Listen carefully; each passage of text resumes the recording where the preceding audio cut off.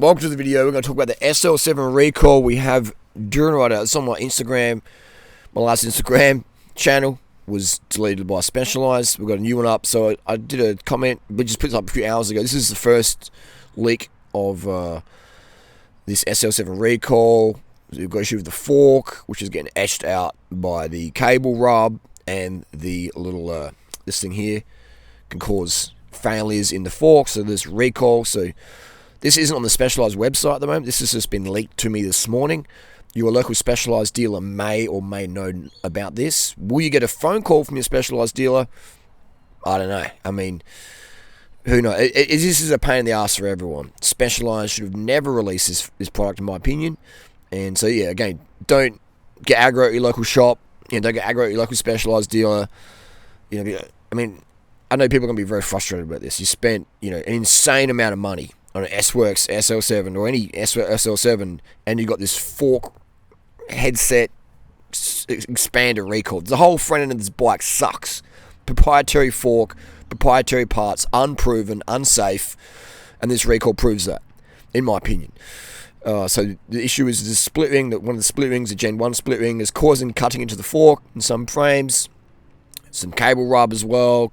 Issues with the steerer, so they're replacing it with a new one. It's got a little split ring in there, which may or may not have the same issue down the track. We don't know yet. If you're an SL7 rider, you are a beta rider. You're a beta tester, in my opinion.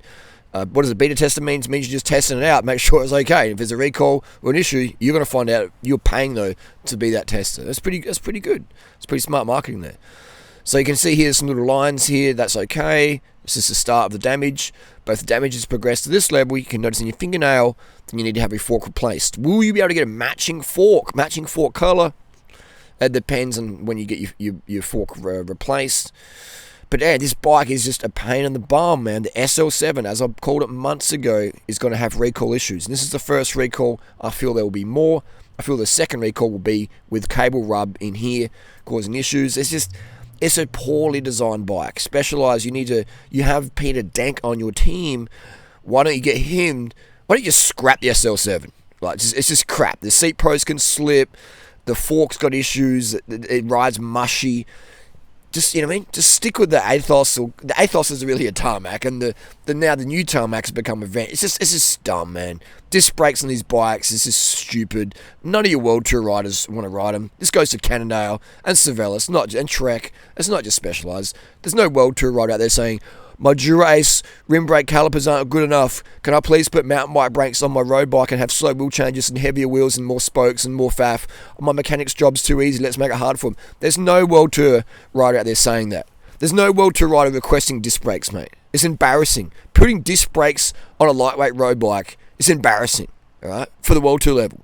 If you need disc brakes on your road bike, you shouldn't be racing, dude. You are a danger to yourself in the back.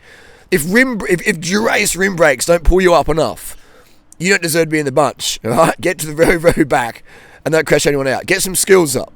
Not being rude, I'm just being honest, man. I wouldn't want to ride with someone in a fast bunch, who didn't feel Dura-Ace calipers weren't good enough, or any Shimano dual pivot caliper weren't good enough. It's insane. Anyway, we've got issues with the cable rubbing the fork as well, so you got to check that. It's just drama. What you could do, though, is you could wrap some 3M helicopter tape. This is an S-Works SL7 fork here. You could just wrap it in 3M helicopter tape, and that'll protect it quite a long time against cable rub. But the issue as well, if you've got that cable, the housing rub, I should call it housing, if that's rubbing, then that can cause a brake failure because it can leak out. You get a ghost leak, a little air bubble in your thing, and then you lose your brakes. So you've got to protect your fork by rubbing, dip it in some 3M helicopter tape, wrap it before you slam it.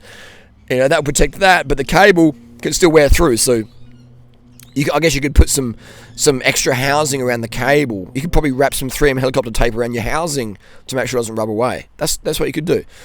But we shouldn't have to do that on such an expensive bike. It's a joke, absolute joke. And this is a new split ring, compression washer they're putting in. Will that have issues? Who knows? Just time will tell. And they're also recommending that we exchange this little guy here, which they've been using for the last 10 years, which I've never had an issue with it. Doesn't mean that you can't, but that's generally pretty good. If you want spaces above your stem, though, you need something longer. As I've been saying for A long time. So this is a new plug.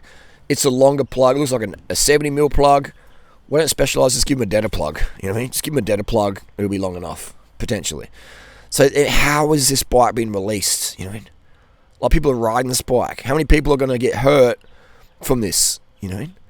It's unacceptable. It's unacceptable. It's absolutely unacceptable to release a product without proper testing. How you know? This is a frustration for all the bike shops. Now got to deal with angry customers, deal with more work. It's an absolute faff. It's just a joke, man. It's an absolute joke. This bike costs already an insane amount. It's made in China. They aren't made in Taiwan. They're made in China. If I'm wrong, something Specialized, let me know down below. But my industry insights from ex-Specialized employees have told me that this is a Chinese-made frame, and current Specialized staff as well. So, and that's fine, trying to make some good stuff, but the cost of this frame, the retail price, there should be no problems with the law.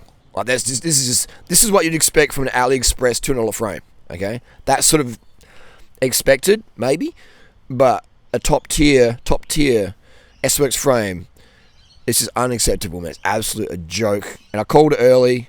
Unfortunately, I was right, but yeah, it's a joke. I've got 2 SL7s. If someone wants them cheap, will they be safe? I mean, you know, I wouldn't sell an SL. One of my mates wanted to buy the SL7 the other day off me, and I was like, dude, you're a bit of a mile muncher.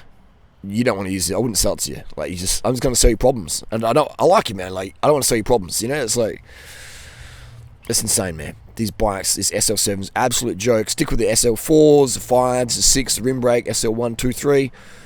The good Specialized product. This new Specialized product, absolute joke. Now, the next thing I think we're going to see, I predict it, we're going to see a recall with the Athos fork. I feel the Athos fork is too light, and I think we're going to see a recall on that, in my opinion. I hope I'm wrong, but that's just my hunch.